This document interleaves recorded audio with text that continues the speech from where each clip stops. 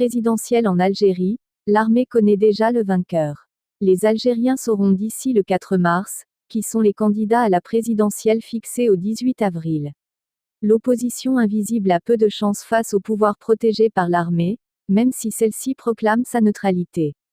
L'information est tombée ce vendredi 18 janvier, l'élection présidentielle en Algérie est fixée par décret au 18 avril 2019. Les Algériens sauront bientôt qui sont les candidats puisque la loi donne jusqu'au 4 mars aux prétendants pour déposer leur dossier.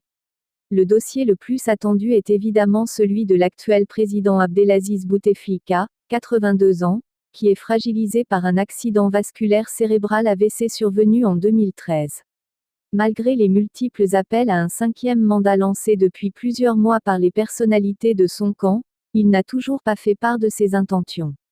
En l'absence d'un positionnement clair de l'opposition, les Algériens s'acheminent une nouvelle fois vers un 5e mandat de Bouteflika, estime l'universitaire Mustapha Bouchachi, ancien député et ancien président de la Ligue algérienne de défense des droits de l'homme.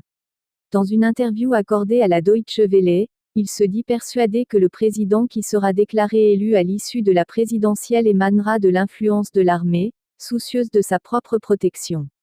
Pour lui, l'opposition et la société civile algérienne sont réduites à leur plus petite expression du fait du pouvoir en place.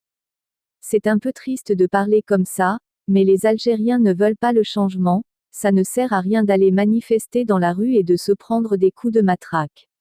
Les quelques voix de la société civile qui s'étaient élevées au printemps dernier pour implorer le président, dans une lettre ouverte, de ne pas se représenter pour permettre à une ère nouvelle de s'ouvrir se sont tues.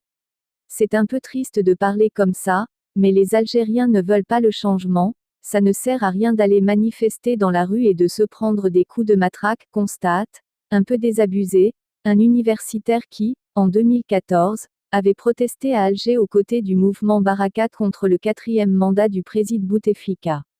Seul un petit collectif d'activistes politiques et associatifs, Mouatana, brave les autorités et organise des rencontres avec les Algériens afin de les convaincre de la nécessité pour le pays de prendre une autre voie que celle du culte du chef, maladif et des intérêts occultes qu'il charrie. Hier jeudi 18 janvier, au Centre international des conférences à Alger, des responsables ont tenu à rendre hommage au président Abdelaziz Bouteflika pour célébrer, disait-on, ses réalisations en faveur de la nation.